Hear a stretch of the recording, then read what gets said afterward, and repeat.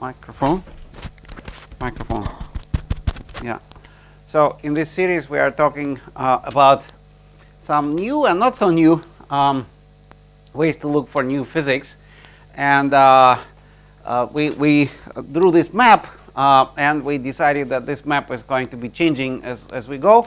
So I did already make some adjustments. So in the first meeting, we discussed some general remarks about small-scale physics, which I think nicely matches what we heard at the colloquium by Nima Arkani Hamed yesterday, who discussed actually the relation between bigger physics and small physics. And then we plunged into some details about the history and the mechanics of how parity violation measurements in atoms work. And then we ended the session last time with a short discussion about parity violation in molecules. So today, I think we have the next two sessions, and we're going to devote them to ultralight bosonic dark matter, and we will talk about specifically NMR-based searches, atomic clock searches, a little bit about sensors of networks and how they maybe different a little bit from individual sensors. And then we're going to talk about fast oscillation of fundamental constants and discuss the Russell experiment. And Russell stands for Weekend Relaxion Search Laboratory experiment. It didn't turn out to be so fast as the weekend, but we'll talk about it anyways. Yeah, we'll see where we actually end here. So that's the plan. So let's talk about dark matter and axions a little bit. So a few weeks ago, there was an interesting series of meetings, of two meetings back to back at Daejeon in Korea, and there were some pretty famous people there working in this area. Here you see the pioneer of axion searches, Pierre Sikivi. This is Ariel Zhitnitsky, who is, you know, the axions. There are two types that come with unpronounceable acronyms, and he's one of the Z's in one of the acronyms as a pioneer of axions. Then we have Axel Lindner, who is actually a champion of not one but two axion search experiments, and then there is Bela Majorowicz as well. And there's another famous person who got there into this group as well. Yeah, it was a fun meeting. So we already talked about this a little bit in the first session, and I was trying to sell you on the idea that in the beginning of the 20th century there was like a nice body of classical physics, and there were two tiny or several tiny clouds, maybe not two, but several tiny clouds that eventually turned out to be pretty revolutionary. They led to the establishment of quantum mechanics, a very different perspective from classical physics, and also relativity for special relativity and then general relativity. And now we're, I would say, in an opposite situation. I think because the problems that we have are so, they're not tiny clouds, that are so enormous and so in your face that we're really bound to be at the really at the brink of major discovery. So one of the elephants in the room is that we don't understand what most of the matter is. It's the dark matter problem. But other elephants, just to repeat, is why most of the observed stuff in the universe is matter and not antimatter. Why is there such a strange coincidence that the amount of dark matter we have to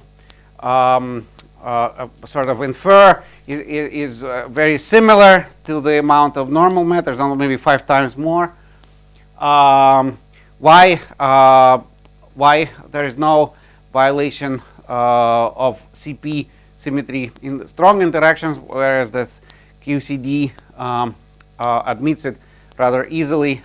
The hierarchy problem has been mentioned many times, and there are many ways to formulate it, but one of the ways I like the best is that there are some natural scales of physics is grand unification scale 10 to the 16 GeV, or the GUT.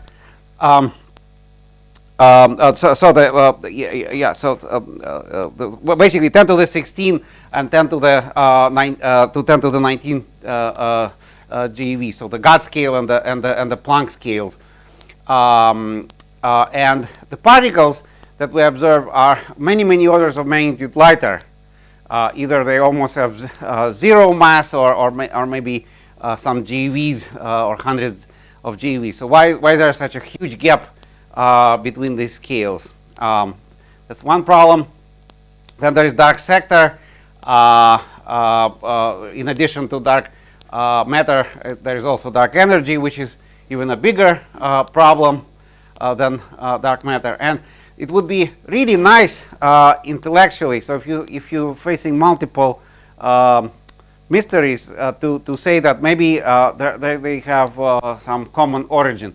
So in fact, as Ariel Zhitnitsky likes to say, to quote from a famous fable, maybe all these different puzzles are different parts of the same elephant, and some people are touching on the snout, some people are touching on the tail, some people touching the skin, and they have all different impressions. It's a completely different thing, but maybe it's one elephant, and that would be really nice to kill a lot of birds with the same stone. And maybe it's possible. We'll see. But anyway, now jumping back to dark matter, we can sort of make a catalog. I'm sure you've seen it, of what dark matter could be, or potentially what mimics dark matter. Maybe it's a wrong theory that there is dark matter. Maybe it's something else. And here, of course, everybody has heard about modified Newtonian dynamics, and the idea I think is extremely beautiful. The sort of where it starts, it says, look, how do we know about gravity experimentally? The laboratory experiments are highly imprecise, and really our knowledge comes from about the scale of the solar system. We measure how the planets move around, and then that's how we really measure gravity precisely. Although, of course, people are currently trying to change that in the lab, but still. So maybe if we go to, say, much larger distances, already to the galactic scale, maybe we need to tweak the laws of gravity and then explain all the things like anomalous rotation curves and so on with something else. And this is an attempt to do this. So unfortunately, and again, I'm not an expert at all, but the experts are explaining to me that this runs into a number of difficulties. And so one sort of generic reason for why this is difficult is because we have evidence for dark matter that comes from a variety of spatial scales. So the smallest scale on which we have the evidence for dark matter is the galactic rotation curves, it's the galaxies. But then there is galactic clusters. In fact, that's the place where Zwicky first discovered some anomalies. And then through lensing and so on and so forth, and all the way to the microwave background, we go to the scales of the universe as a whole. And if you want to write some simple theory to modify gravity, for instance, a Yukawa type of theory, with exponential cutoff, then you run into difficulties because there are different spatial scales. So it doesn't work in the simplest form. And unfortunately, the experts are telling me that one maybe is not in a very good shape, and I also heard that it actually ends up requiring some dark matter in it. So in the end, and then it kind of loses its attraction. I should confess to you that I have participated recently in an attempt to do away with dark matter. And the story about this is, let me see, I have a slide here. Yes. I was an undergraduate student some 40 years ago, I guess, in Novosibirsk. And one of my professors who taught me about condensed matter physics is Dmitry Ryutov. And he then, I moved to United States. He also moved to United States, and he worked for a very long time at the Lawrence Livermore National Lab, and he is actually an expert on plasma physics. And he has an interesting hobby. So his hobby is to figure out what is the upper bound on the mass of a photon. So it's a very long and exciting, actually, story. So we believe, Dima even gave us some good reasons to believe why a photon has to have zero mass. But people have considered what would happen if a photon has a finite mass. And in fact, if you have a copy of Dave Jackson's classical electrodynamics textbook, it's a wonderful book. Somewhere towards the end, there is a chapter on Maxwell-Procka electrodynamics. And Procka was a physicist who first wrote the analogous equations to the Maxwell's equations in case photon has a finite mass. And so this is a very well-studied system of equations. And you have to sort of tweak your electrodynamics, and it has some consequences for plasma physics. So what Professor Ryutov has been doing as a hobby, he's been studying the measurements of plasma in the solar system done with a spacecraft that go to the boundary of the solar system, and they measure the magnetic fields. And he would then compare what these spacecraft measure with the prediction of the Maxwell-Procka theory, and from there he can establish the upper limit on the photon mass, and it's currently 10 to minus 18 electron volt, and it is Ryutov's number that appears in the particle data group as the upper limit on the photon mass, 10 to minus 18.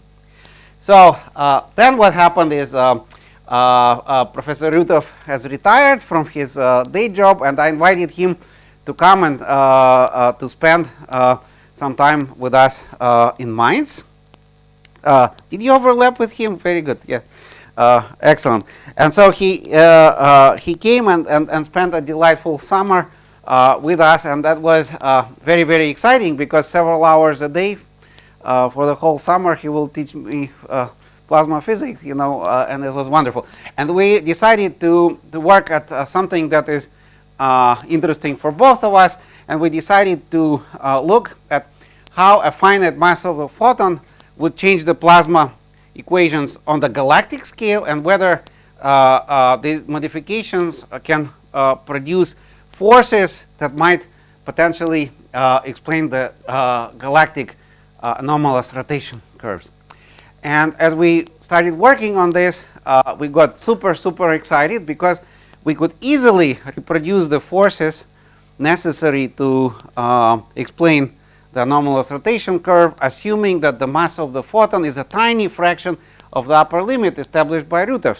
So maybe 10 to minus 5 of that. So 10 to minus 3 electron volt for a photon mass would produce forces that are, under some reasonable assumptions, explain the rotation curves very well. So we got really excited about this, and then started talking to a lot of people, and unfortunately, you have to be, if your theory says A, you have to see it through and see what else it says. And our theory, unfortunately, had other consequences, that specifically the old stars like our sun should move with very high peculiar velocities on highly elliptical orbits, and that is not what seems to be observed.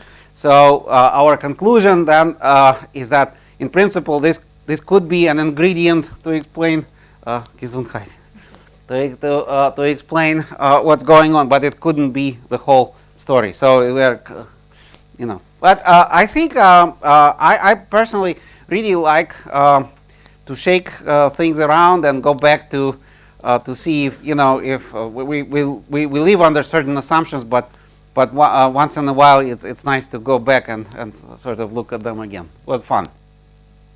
Anyway, now what else?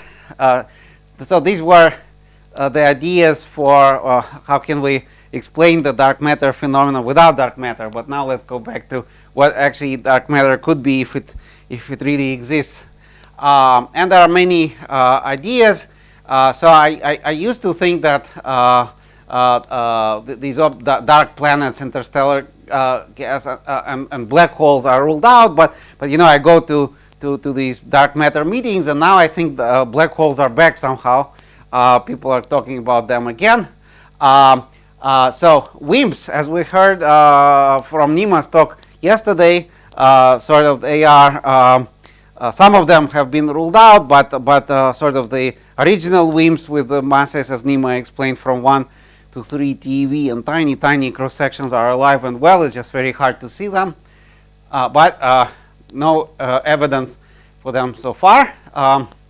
Is Ruven here? No, he's probably preparing his talk. I just wanted to ask him. I was going to ask him to stop me if I. And that goes to everybody. If I say something wrong, please stop. Yeah. Anyhow, so I guess you might want to think that physics is a very objective thing, and sort of develops based on only reason. But there's a lot of sociology, and I think that because people have been looking for WIMPs for such a long time and haven't been finding too much evidence for WIMPs, then they started thinking about other things. And there's a whole other very interesting sort of paradigm for dark matter, and it's ultralight bosonic particles. And we will discuss in a minute why ultralight actually has to imply bosonic. This is not a random combination of words. If it's ultralight, it has to be bosonic. I'll try to argue for you. But anyway, bosonic particles could be spin 0, and intrinsic parity could be positive or negative. So axions are is an example of pseudoscalar or axion-like particles called ALPS as well. And dilatons are scalar. They come somehow from string theory. They appear somewhere in the depths of that theory. And now my favorite particle recently is relaxion, that actually can have a mixture of scalar and pseudoscalar. We'll talk about this. There could be also vector particles like dark photons or hidden photons. And in principle, there could also be tensor particles, although theories don't really like to talk about them, I guess, because it's complicated to treat them. Although I should say Dima's lectures now make me think that maybe there's nothing complicated, that is a simple way to talk about absolutely everything. That's pretty amazing. Anyway, towards the end of this, I would like to introduce to you, if you haven't heard about it, a completely different paradigm for dark matter that is being sort of pushed by Ariel Zhitnitsky, and this is something that's called anti-quark nugget model, and it's very, very different in many aspects from sort of the usual thinking about dark matter. For instance, these objects do not have suppressed interactions with normal matter. In fact, if one of these babies goes through the Earth, it deposits energy roughly equal to a nuclear explosion. So I'll tell you about them towards the end and how we want to look for them. So good. So we don't know what dark matter is. There are all these possibilities. Okay. But it turns out that we can actually, from the little and disparate collection of facts that we know about dark matter, there's a surprisingly huge amount of conclusions we can make. And somehow the analogy that is in my head is that there's a murder that has happened, and then the detective arrives to the scene, and they don't know who the murderer is, right? But they look at little clues, and all of a sudden, they can make a very thick file about what they are looking for. And I'm a sort of a newcomer to this, so maybe I've been working for 5 or 6 years in this field, and so as I was learning it, and I realized this, it was so amazing to me as a student of the field that I'd like to share with you something very simple. Probably all of you know these things already, but maybe not in this put together in this way. So first of all, by looking at the galaxy and the rotation curves, we can measure basically what is the density of dark matter in the galaxy. And depends on whom you talk to. It's 0.4 or 0.3 GeV per cubic centimeter for our galaxy. Now it corresponds to about 1 proton mass equivalent per 3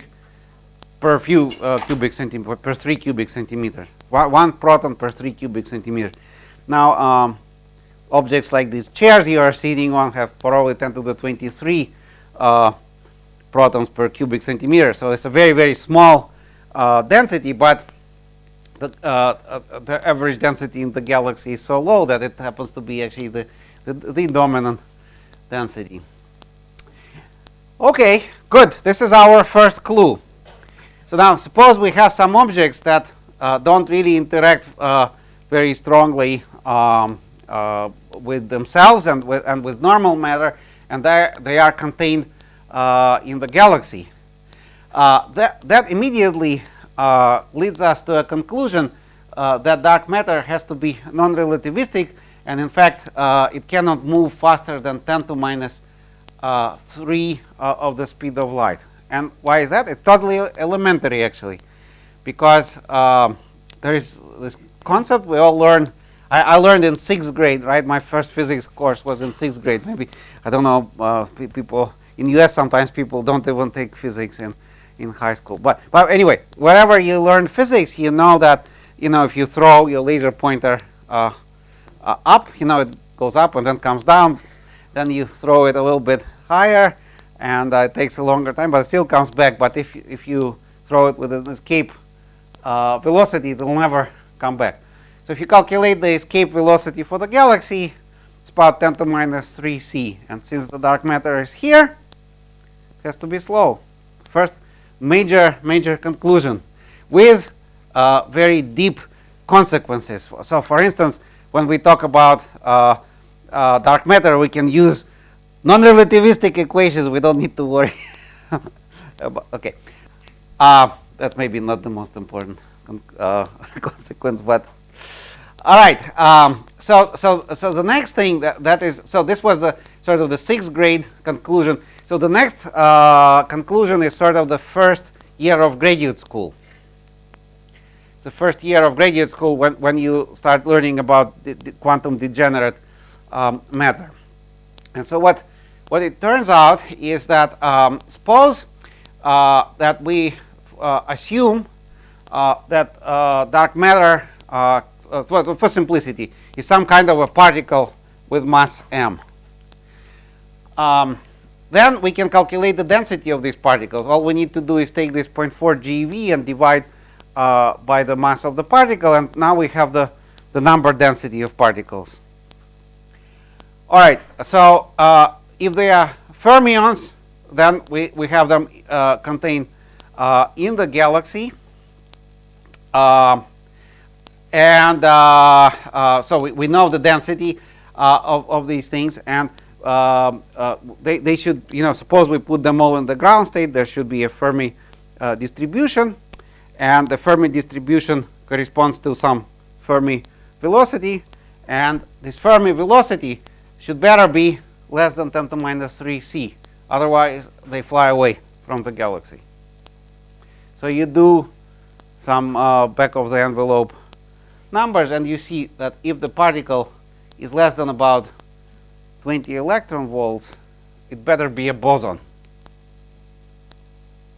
because fermions will fly away, will not be contained in the galaxy. Beautiful. This is like something from nothing, I would say. It's very impressive. And so now that's why we are talking about ultralight bosonic dark matter. So it has to be bosons. Now we have bosonic particles with large density, and we can talk about these things as particles, but sometimes it's more convenient to change your perspective. Like when we talk about, for instance, radio waves or thermal radiation, it's better to talk about the fields rather than the photons, individual photons. And sometimes we don't actually detect individual particles, we detect sort of the collective effect of these. So we can say that these bosonic fields, they make some kind of bosonic oscillator. And by the way, the quantum mechanics, right, for spin 0, for example, particles, the Klein-Gordon equation says that if there is this bosonic field, it actually has to change in time at the frequency given by the Compton frequency of the boson. Basically, is mc square over h over the Planck constant is the frequency of the oscillation of this field. So now we have the model that dark matter is this field that surrounds us in the galaxy and is oscillating. And the next interesting conclusion we can make is that it has a pretty high Q factor. And what is a Q factor? It's so there is a certain phase of the oscillation, and after some time this phase will be lost. The radiation will not be coherent. And how many oscillations it takes to decohere is basically the Q factor. And we can argue that this Q factor should be on the order of 10 to the 6. And the reason for this is that the frequency of the oscillation is the total energy divided by h, the Planck constant, right? And total energy divided by h, and the total energy is mc squared, the rest energy of the particle, plus mv squared over 2, but v is 10 to minus 3. So it's something plus 10 to minus 3 squared. So the sort of the corrections to the energy due to the motion of the particles on the order 10 to the minus 6, and it means that immediately translates into this Q factor. So it's a high Q factor oscillator. Do you buy this? Yes? Who hasn't heard this before? Okay, a couple of people. Good. Excellent. All right. So there is another very nice limit that says that these particles cannot be lighter than about 10 to minus 22 electron volt. Anybody has something like that? Yeah, it's dangerous to have your collaborators in the audience because they would correct you. Anyway, anybody has an idea except for Abhishek for why 10 to minus 22? Joey. It won't fit in the galaxy. So we know that dark matter has to be sort of associated with the galaxy, and so you have to compare the de Broglie wavelengths with the galactic size. And if the particle is 10 to minus 22 electron volt, it's like a big thing. It wouldn't fit in the galaxy. So So this wouldn't work either. Okay, now other people go much further, and there are a lot of debates about whether these bosons actually Bose condense and form a Bose-Einstein condensate. For instance, Pierre Sikivi is a very big enthusiast of this idea, but it's still an open question whether dark matter should be C or not.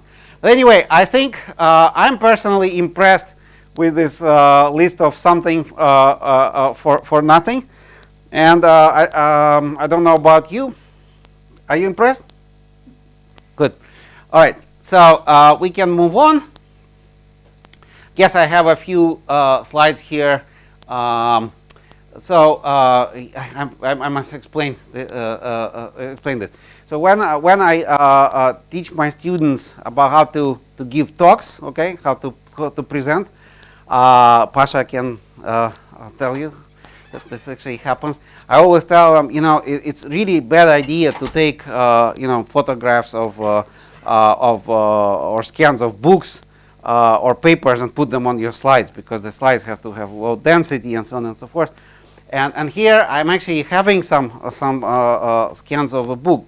So there are actually two reasons. I do it deliberately. One is that because it's my own book, okay, so that's the second one is it's actually a fun book that we wrote with Alex Sushkov, who happens to be one of the players in this field. He's a professor now at the Boston University and the leader of the one of the experiments I'm going to be talking about. Both he and I were actually graduate students at Berkeley, and he was a graduate student at me and at Berkeley with me. And at Berkeley we had this nice tradition of oral exams. I should say that now these oral exams have been abandoned, so they don't happen anymore. At least something that is called a preliminary exam. So it usually happens during the first year, where the committee would have to decide that you're ready for the actual graduate studies. And I remember it was very, very interesting, usually over the weekend. You go on your committee, something Dave Jackson and Charlie Towns, for instance, the inventor of the laser and the guy who wrote the textbook for electrodynamics, and then there is a couple hours of interrogation. And so Alex was on the receiving side of this, and when I became a faculty for years, I sat on this committee with these famous people, and I made careful notes of the great questions they were asking, and then we thought of a lot of questions ourselves. So anyway, this is sort of a fun text to help people prepare for oral exams. Anyway, I'm getting off my course here. The point I was trying to make is that despite of the fact that we are trying to explain some of the things in a very pedagogical way without skipping the details, some of the conclusions really take about a paragraph in the book. So this one, for example, is talking about the density, and also this one derives this Q factor. So this is coherent time and coherence lengths, for example, and it gives some specific numbers. So, for instance, for a 1 megahertz particle, what would be the numbers for the coherence time of the order of a second, and coherence lengths correspondingly of about 300 kilometers. So now this brings us to something that somehow was not really realized in the community until very, very recently, and we feel that it's very important, actually. So because you have kind of this finite coherence lengths, okay, so what you can think of is that dark matter is a superposition of this randomly phased fields from, if you want, individual bosonic particles. And it's sort of like a laser speckle. What is a laser speckle? You take a coherent laser and then you scatter it from random surfaces, and then the result is that I shouldn't be pointing there. The result is that you have some kind of a pattern where some places are bright and some patterns are dark. And moreover, because there is finite coherence time, so the phases changes in time. If you look at this, the dark spot will not remain dark. After one coherence time, it will become a bright spot, and the other spots will change their brightness. So it's kind of a dynamic thing. In most cases, this is not really important, except if you start looking at these bosonic fields that oscillate at very, very slow frequencies. So this 10 to minus 22 electron volt corresponds to about 1 year of the period of oscillation, and the coherence time then is 1,000,000 of such periods. It's 1,000,000 years. So now you can think of a horror scenario. And actually, I thought of this horror scenario, and I was so horrified by this that I actually wrote a little science fiction story. Pasha might remember that, to get attention of my colleagues. And the science fiction story was that we do an experiment and we measure nothing. Actually, that's not science fiction. That's like a reality. Okay. And then the reason for this is not because there is no dark matter, but because we are a little bit unlucky, and we were measuring at a time and space where this field is very low. And then, in order for us to measure something that's not zero, we just have to wait 1,000,000 years and do the experiment again. And this is a really horror scenario.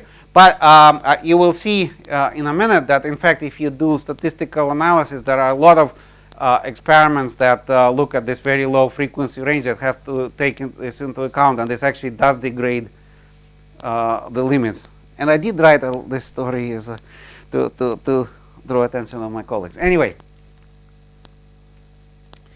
so perhaps the most popular particle to be this boson for the ultralight bosonic dark matter is an Accion. There's an interesting story. I don't know if I have. Yes, I do have it here. So Accion looks very scientific. Pi and mu on Accion. Okay. And also you might think it has to do something with axial currents, maybe, or something like. So really, does sound scientific. But the story of the name you can read in the Nobel lecture.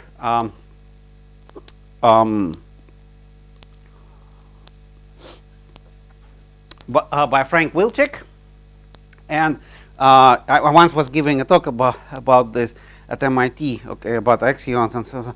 And all of a sudden I see there is Frank Wilczek in the audience, and I say, oh, I was just about to tell the story about how you named Axion, and he said, it's okay, continue. If you say something wrong, I'll correct you. Yes, he named this because in US there is a popular cleaning solution called the Accion, yes. Actually, this cleaning solution is on the CAT, the telescope which measures the axis. Yeah. It has a copy of that for you. Yeah. Yeah, there is a very nice Greek gentleman, Kostas Zoutas, who is the whom Fotis is referring to, who is the spokesperson for that experiment. Yes. Okay. Anyway, the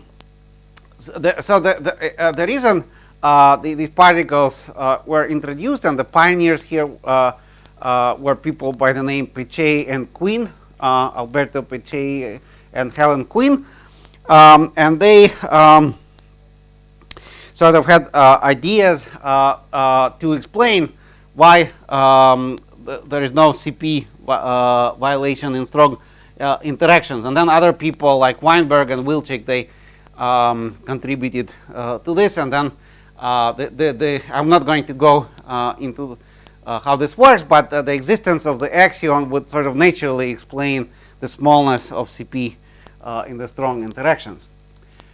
But later people realized that, oh, look, since we have to introduce it for strong CP reason, maybe it's also a good candidate for dark matter, and in fact it is. And so that's one of the leading ones, and perhaps even for dark energy as well. And you can then make some general remarks about this, that because clearly axions are related to the CP physics, maybe they also can help with the baryon asymmetry. And more recently, people realize that also the hierarchy can be helped by some version of the axion. So basically, it's extremely well motivated particle. Now, the next question is, so how do we search for axions? And by the way, I should mention that axions are particles that have a sort of prescribed relation between their mass and the coupling strengths. That's how it comes out from the theory, and that's the requirement to solve the strong CP problem. But you can generalize them into axion-like particles that are also, pseudoscalar, but do not necessarily solve the strong CP problem, and then they can have independent masses and couplings. So we actually don't need to really distinguish these things at the level of the discussion. And so if we want to look for them, how do we do it? So first of all, that's a funny terminology, because we already know that dark matter is there, maybe, yeah, and so we found it. What does it mean that we are looking for it? Well, it means that we should find some non-gravitational way to detect it. And so, okay, what are these possible ways? You go to your friendly theories. I guess you are theorists yourself, so you don't need to go anywhere. And okay, in my case, it was Peter Graham and Surjit Rajendran that taught me that there are actually only 3 different ways how the axions can interact non-gravitationally. And one of them is interconversion between the axion and the photon. And here it's written in the following way. So first of all, I will always be writing the field now corresponding to these bosonic particles, and in this case it's an axion. So this A is the field. Then there is some normalization. F A is something that's called the axion decay constant. It's not important for us currently. And this F mu here is that this is just the electromagnetic tensor. So basically, this is the photons. And this interaction is the basis for most current searches for axions, where, for instance, you have some volume filled with strong magnetic field, and you wait for the axion to come in, interact with the magnetic field, and then produce a photon at the frequency equal to the Compton frequency of the axion. That's then resonantly sort of detected with the use of a resonant cavity. That's one example. And light shining through the wall, and many others. So these are the axion photon coupling experiments. Now there is a very, very similar coupling where you replace the photon here with a gluon. So you write the gluon operator here instead of the photon one. And so the consequence of this is something that's very interesting. such an interaction, in fact, generate a p and t odd electric dipole moment of particles, specifically of a neutron. And because this interaction is proportional to the field and the field is changing with time, this is not actually a permanent electric dipole moment. It's a permanent electric dipole moment that is also changing at the Compton frequency. And there are several experiments looking for it. So there is a beautiful experiment at the Paul Scherrer Institute that is actually the Neutron Edm experiment, where they took the data and reanalyzed it for the oscillating EDM, and there is a recent work for our chairperson here as well. Actually, it's not with yours is not with electric field, I think, right? No, not with okay. But anyway, there are several different experiments of this kind, including our Caspar electric. Finally, in the third interaction here, you see instead of the field itself, you actually have the derivative of the field, and then and here you have the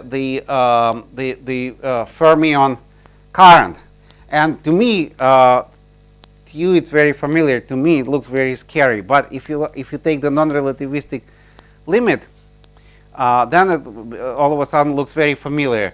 So what you have here is just the spin of the fermion, and this is, look, this is a gradient. This is a gradient of a pseudo scalar, right? So it's a pseudo vector.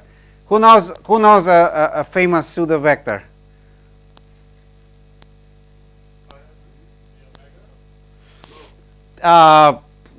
Like some field, magnetic field. Thank you very much. Magnetic field, right? So it's rotationally it's a vector, but the parity.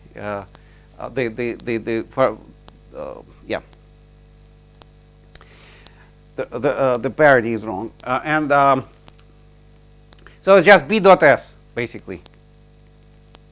So it's just like the Zeeman effect. So it says that if you have the Accion field with a gradient and you have a spin, this will cause spin precession just like B dot S, just like the Zeeman effect, And so a bunch of experiments looking for it. It's our own Caspar wind, but which I'll tell you, it's the NOM experiments called, which is global network of optical magnetometers for exotic physics searches. So these experiments, they look for mostly interaction of the nuclear spin with the gradient, and the electron coupling is addressed by a beautiful experiment in Italy, which is has a funny name, Quax, but it actually comes from Latin quare accione, I guess search for axions. So it's it has nothing to do with ducks except for a very strange name here, and. No, this is not a magnetometer. It's very similar, sort of to Caspar, but it's addressing the electron spins. Yeah, so this is what Unit and company have recently done. They looked at the data from a bunch of magnetometers, looking for this kind of an effect as well. All right. So what is the time situation? We have to go till 11, right? Or till 11? Okay, good.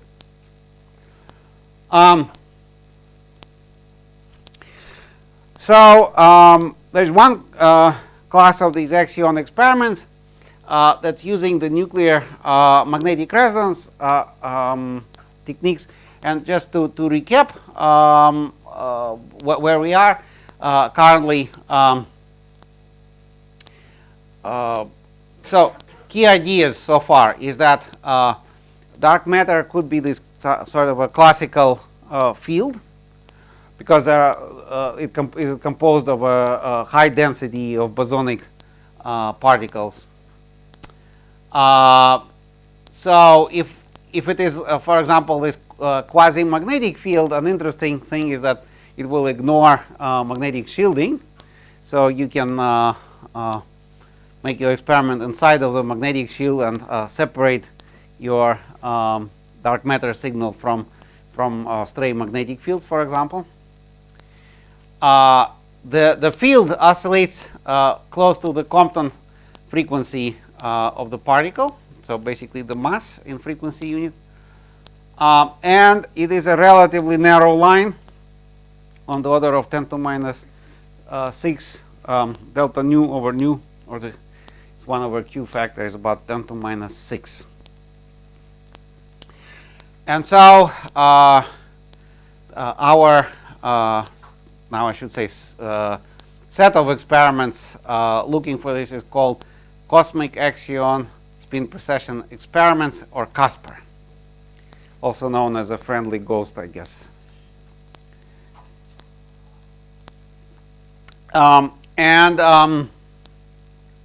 The general idea of these NMR experiments is the following. So you somehow polarize your spins, say nuclear spins. And there are different ways of doing this. One is just to put it in an external magnetic field and let it sort of equilibrate, and then there's going to be an excess of polarization that is not a very efficient way, and so we are using other techniques which are called hyper-polarization. So for instance, you can do optical pumping somehow with a laser and have many orders of magnitude higher polarization than what you can get with thermal polarization. Okay, so in an NMR machine, you have these polarized spins, and there is the leading external field over there. And then in NMR, there is also a second magnetic field that is present. And it's usually perpendicular to this leading field, and it's usually much weaker. And so if you apply such a field at some arbitrary frequency, it usually and it's weak, it usually has very little effect on spins. They don't really care about this field, except if the frequency of this extra field happens to coincide with the Larmor precession frequency in the external field. In this case, which is called the magnetic resonance, okay, nuclear magnetic resonance, what happens is if you go to a frame that rotates with the Larmor frequency corresponding to this external field, so in that frame, you effectively turn this field off. That's one thing that happens. And then this oscillating field, which you know that oscillating field, I need my hands for this. So if I have a field, for example, oscillating up and down, I can always resolve it into two counter-rotating circular fields. So so in the rotating frame, the counter-rotating field, it rotates at some twice the frequency. Forget it; it has no effect. But the other component that rotates together with Larmor precession appears as a static field. So on the rotating frame, this field is absent, and this is a static field. So I have my spins up, and I have my weak static field perpendicular. So these spins start going like this. They precess very, very slowly, okay, but steadily in one and the same direction. And so if I go back to the lab frame, what happens is I had these spins pointing up here, but then I should see them, starting doing this, going in a higher and higher spiral. So that is the idea of the magnetic resonance. And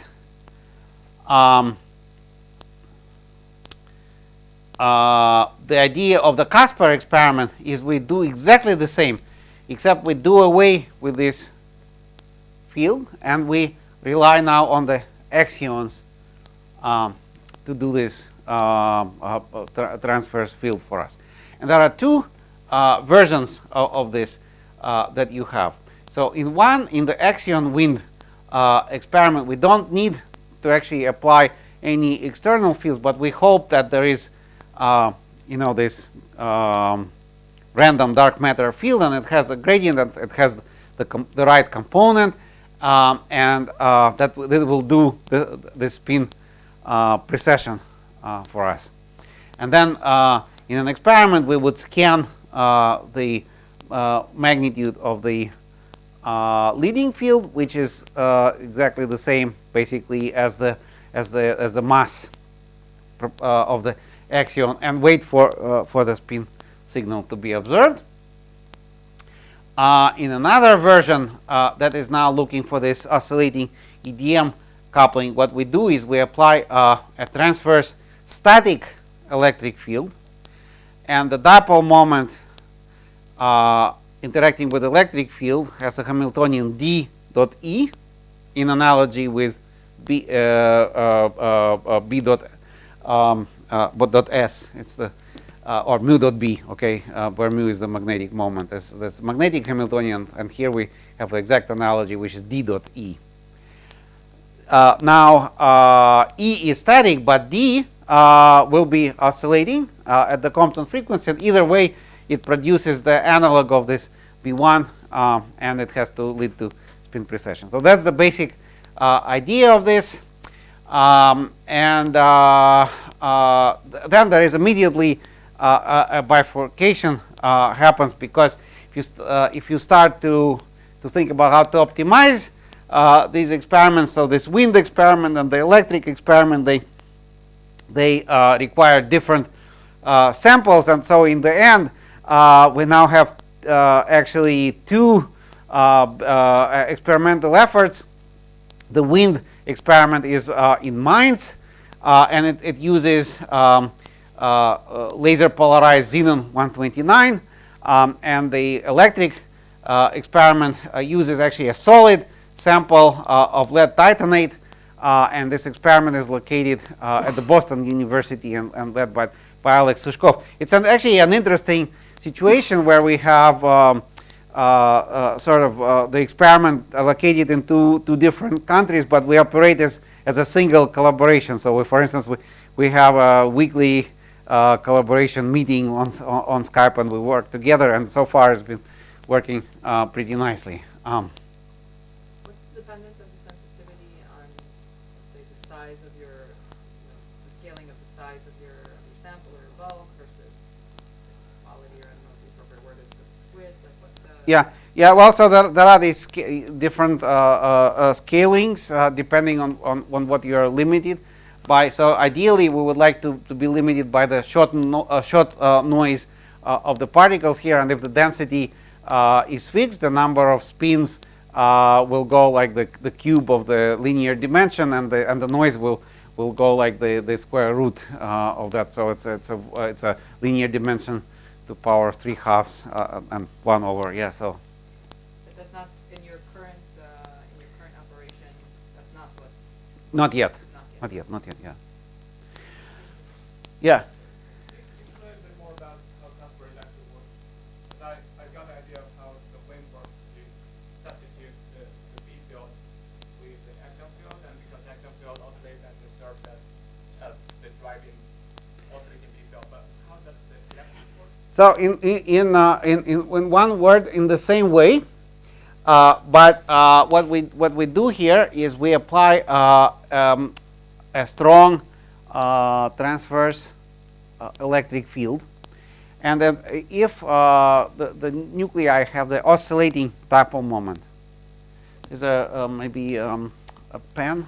Yes.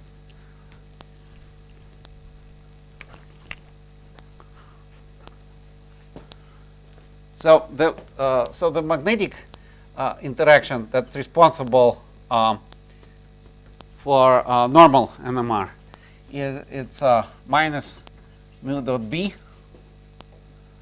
And there's an analog for electric, and it would be minus d dot E. Now this D is forbidden. We can discuss why if you like, but this is a p odd and t odd object, so it's a highly forbidden one. But nevertheless, if it exists, then this is the interaction. Okay, so now in normal NMR, what happens is this is some kind of oscillating field that we write, we apply over there. And here we apply a static electric field, but this dipole moment will be proportional to cos omega Accion t plus phi. It's because it's induced by the Accion field. So then this cosine comes in another place, but the result is the same. You see, it's an oscillating term. So operationally, this is exactly the same. It's the analog of this oscillating transverse field in either versions of the experiment. We good?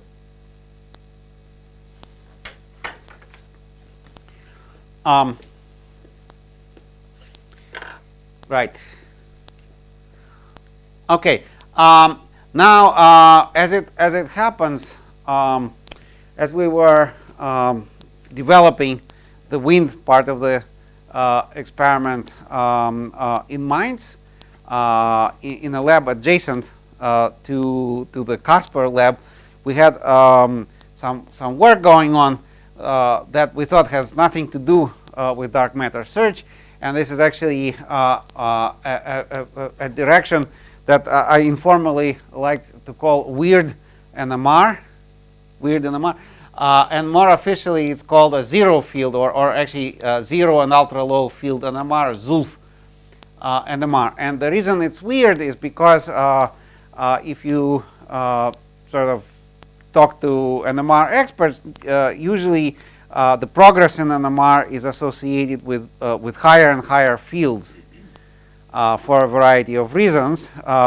One of them is that the signals in classic NMRs go as b squared. Okay, but it turns out that you can actually do very nice NMR experiments, both imaging and spectroscopy experiment, without any magnetic field at all, and you just need to do things in a smart way. For instance, you need to replace your thermal polarization with laser polarization. Your detection in classic NMR, the spin precession is detected by Faraday induction. So you have a coil, and when the spins precess around, you have a magnetic flux that is oscillating, and the signal that's induced is proportional to d phi dt, the induction signal. So d phi dt, this d by dt is omega Larmor, so it's 1 power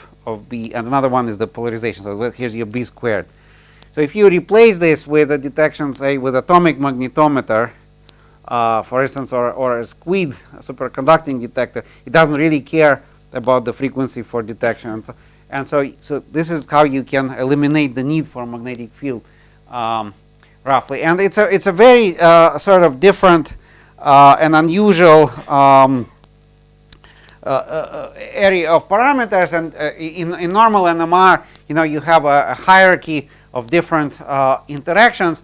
And it turns out that there's a very interesting interaction called J coupling. It's the interaction between two nuclear spins in a molecule, and it's seen in NMR, but it's usually like the smallest thing. And in our kind of NMR, everything is turned upside down, and this is the dominant interaction. And in fact, to be in this regime, instead of a high field magnet, you actually have to have a very fancy magnetic shield. Okay, so even the Earth field is way too high for us to be in this regime. And So at some point we realized that actually that this machine built for something completely different could also be used to search for dark matter. And in fact, I'm very happy that last year we published a couple of papers. One in Science Advances, another one is in PRL, where we were actually able to look at dark matter exactly in this very low frequency regime down to the 10 to minus 22 electron volt. By the way, I should say that in this ultralight bosonic dark matter field, you always look at plots like this, where here you have the Accion mass, and here is some coupling. In this case, is this Accion wind coupling constant, and sometimes people put another axis here. This is the oscillation frequency, which is basically just the mass in the frequency units. So we are happy because this Casper program is already giving experimental results here, and so they are maybe not as good currently as some of the astrophysical limits, but recently people have realized that these astrophysical limits should be taken with a great deal of salt, so to say, and that's why we cleverly draw them with this fading color, because we really don't know where they are. And what makes it particularly exciting to me is that we already have in the lab the ways to boost the sensitivity of these two versions of the experiment and go to this level, which is beyond more or less the supernova limit. So this should be happening hopefully within some months of this year. But even more excitingly, I think Unit and company have figured out how to get there faster, pretty much to these levels. And this is, I think, what they've done is the kind of physics I was going to talk about it later, but maybe I'll talk about it now. It's the most beautiful kind of physics that you can think of. It's not theory, because you don't really do any theory. It's not experiment, because you don't do, I call it the couch physics. So you basically sit on the couch and you decide, oh, these people have done some experiment, these people have some theory, let's combine them and see what happens. And we've done a lot of this in the past. I'll show you, but I think it's kind of I'm joking. Of course, there's a lot of analysis that goes into this, but this is very nice, where you have already accumulated over many years a lot of precision data that has been taken for completely different purposes, and I think it's really a great idea to take these data and look at them in different ways, and you can get very nice results without. It's very cheap, right? You don't need new experiments for this. And the Neutron Edm experiment analysis that I mentioned already is of that kind, and I'll tell you a few more examples of this. And I can say that a couple years ago, actually, it was already more than a couple of years. It's in 2015, Andrei Derivanko from the University of Nevada and I we actually wrote a pamphlet trying to promote this kind of couch physics, which I think went by the name the Archive of Precision Data. I think we had some other more playful title, but the editors of Physics Today called it that. And so the idea is that we now data storage is very cheap, and so we call for anybody doing any kind of precision measurement, loosely defined, to record this and make it available to the community, and then wonderful things can happen with it. All right, this will never end. It's like it's a long lecture. Yeah, okay. I can ask questions. Yes. experiments running, and the Axion wavelength is longer than the size of the physical experiment. Do you use this information to use background and to correlate signals? Sorry, can you go again? I didn't understand the question. If the Axion wavelength is larger than the size of the Earth, then these two experiments should be seeing the same signal at the exact same time, right? Do you use this information to reduce backgrounds? Not yet, but we are certainly thinking about it, and we have a whole other experimental program which explicitly makes use of this. And actually, several. You'll hear, if we survive to part 3, you'll see a lot of that. Any other questions?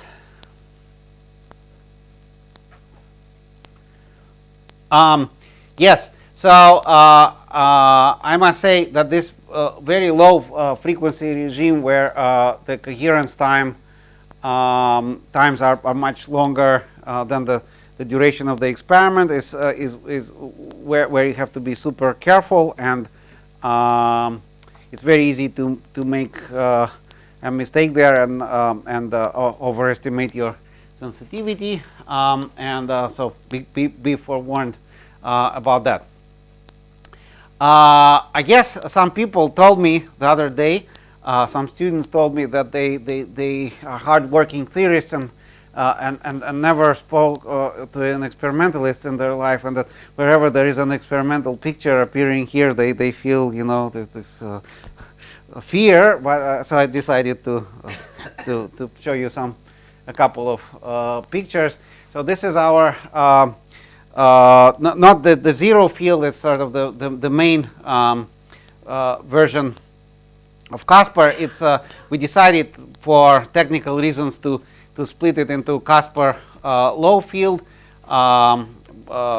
with a leading field less than 0.15 Tesla or megahertz frequencies, and then in the next version that we hope to start operating in a year or two, we're going to go to about 100 times higher fields, up to 15 Tesla or so. And this is a superconducting magnet for this field. This is probably the world's lowest field superconducting magnets. There is no real need to make it superconducting, except it's convenient for us in this case. This whole experiment is happening actually in a shielded room, and it's a Faraday cage, so your cell phone wouldn't work there. And actually, the entire reason for this experiment to be in a Faraday room is historical. We wouldn't sort of want to do it in a Faraday cage. We would want to do it maybe in a nice magnetically shielded room, but the building where we work was designed before us, and so people thought that a Faraday cage would be useful. It's okay. I guess students are not distracted by phone calls when they are working on this experiment. So the magnet is here, and in another room that's sort of a floor above, there is a machine where the xenon nuclear spins are polarized, and the idea there is that actually you have a system that polarizes electron spins of rubidium atoms. It's a easy thing to do, and then there is a cell where the xenon and the rubidium atoms are mixed, and there are collisions, and in the course of the collisions there is a process that's called spin exchange, where the electron polarization is transferred to the nuclei, and we eventually make it's first a gas, and then we make a liquid of xenon atoms with nuclear spin polarized, and then this comes down here, and the experiment is happening inside the barrel. So this is our plan for a higher field. This is the drawing of a magnet that's going to be about this big, and this is an exclusion diagram. I actually don't like these things, but I like these things for the past. I don't like these for the future, because there are many things that can go wrong, and there are and depending on the degree of optimism of a person who draws this picture, there could be some many orders of magnitude of difference. And I think people should be super honest about these kind of projections, but also very optimistic, because if you're not optimistic, you're going to get depressed and you're going to quit, right? So you really should put whatever is. You never should lie, but you should try to think about the best case scenarios here. And sometimes wonderful things happen. You invent something in the course of this, and you can go faster. But anyway, so there are some projections here for. I think this is for the this is for Casper electric. So there are some supernova limits. This is the QCD Accion. So remember, I said that for QCD Accion, the coupling strengths and the mass have linear relation like this.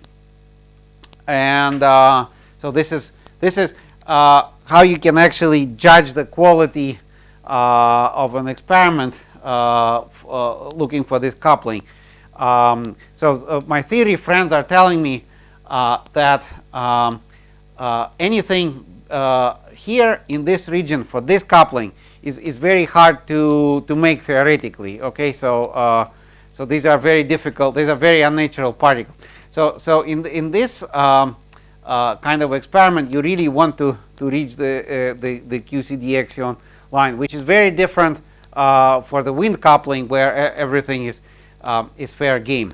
And so here in the Casper electric in Boston, we have different sizes of the sample. You need to ask me about the sizes of the sample. And this, by the way, shows the current status. We ran an experiment where we didn't scan anything, and we call this a needle exclusion. I guess it's a standard terminology. And this shows that basically we understand that things are working. And this is happening now. And this is where we're going to be later. I'm not going to bother you with details. But the exciting thing about the Casper electric is that in this coupling, we hope eventually to reach the QCD Accion line. So this is a pretty optimistic situation here for us. Sorry. When you say 5 millimeters sample size, what is the volume? I mean, what is the? Like, yeah, it's roughly comparable dimensions. No, I mean it's like cubed. Yeah. Okay. It's not cube, but it's Sure. yeah. All right, and so this is again back to this horror scenario that I described to you, that if you're doing an experiment where the Accion coherence time is long, you could be really unlucky and do your experiment at this point, and then this could be 1,000,000 years. So you don't want that. Let's see. Okay. When we were discussing this business of fluctuations of dark matter, it occurred to me that there is actually pretty direct analogy to the concept of chaotic light.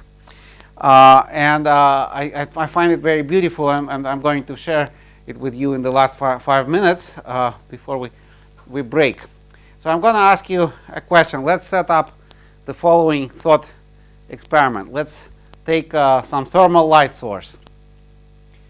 And you can think of this a model for thermal light source in the following way: that it's a bunch of atoms, let's say 2-level atoms, and they all radiate for some time with some phase, and then they get quenched, and then another one.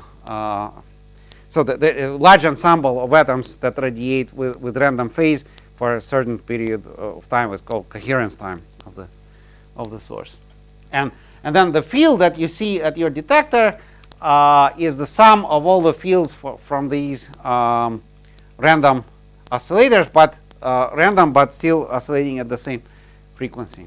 And just to make things simpler, we can just look at one polarization component and easily generalize it to more.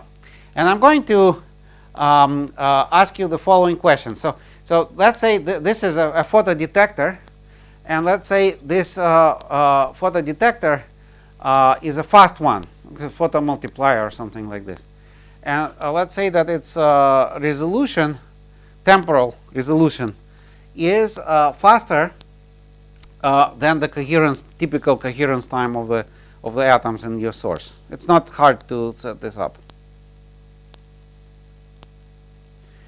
And I'm going to ask you a question. What is the most probable instantaneous intensity? So this detector will be reporting intensities at different times, and I'm going to collect this data and say I have, this is let's make a very powerful chaotic source, a kilowatt, a projector of kilowatt power. What is the most most probable instantaneous intensity? Any ideas? Zero. I wouldn't be asking if it wasn't zero, right? And the way this works is that, the way to think about this chaotic light source is, I said that the field there is a superposition of field from a large number of atoms, let's say, and they all have random phase. So I have to draw this called Accion diagram, it's called, and I just add all these vectors. Okay, and these vectors are random, and I'm going to add somewhere in this plane. But what's the most probable place I'm going to land? It's in the center. And so if I do this experiment and I make this histogram, this is the value of instantaneous intensity, and this is the probability to find it. So the most probable will be when it's zero. So I'm going to have a picture that looks something like this.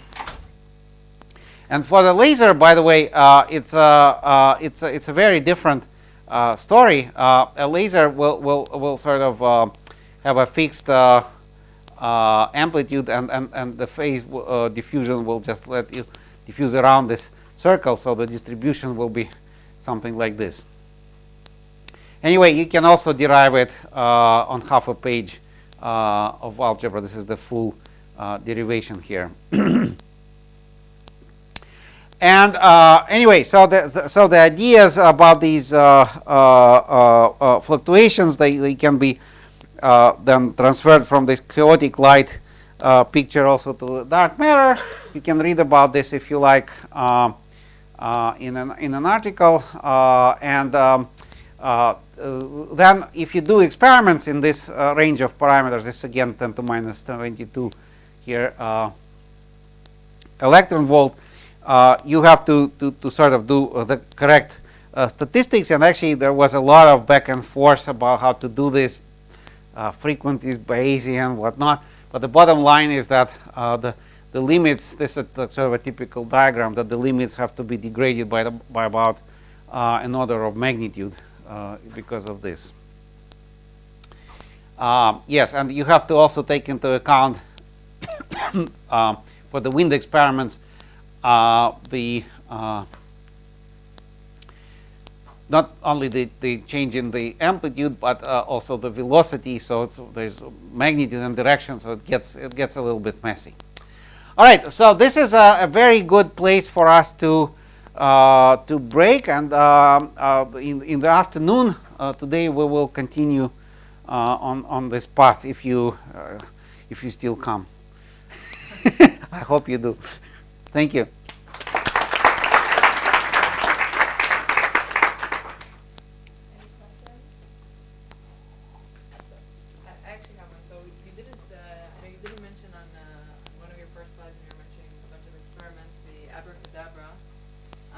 Does that belong in the dark matter radio type of category or in the Caspar type of category? That's abracadabra and dark matter radio are very similar kinds of experiments. So they're different, yeah, from these. Feedback? Yeah. So, I mean, we already talked about it. While you were saying, I got confused by something simple. Regarding the large coherence time that you need to sample in stochastic stuff. But then I realized if the mass of the axion is 10 to the minus 22 eV, then that will mean that the size of the wavelength is basically the size of the galaxy, something like that. And then you would get that the coherence length is 1,000 galaxies. But we know that if you average over the single galaxy, you should get the average value, right? So wouldn't that mean that if it is like really low masses, then you would expect to see maybe something a bit different compared to what? Yes. Compared to just like in the stochastic sampling once per coherence time or something like that, because we know that the coherence time must be sort of such that throughout the entire galaxy, the average should be the right average. But if you take sort of the method that after, like the methods that, about the stochastic stuff, then you would get that you would need to go over the galaxy 1,000 times sort of to really get a single value. So I'm not sure. Yes, I thought about it. Yeah. You're right. There's in this very low frequency is yet another regime that you need to think about. Yes, Yeah. absolutely.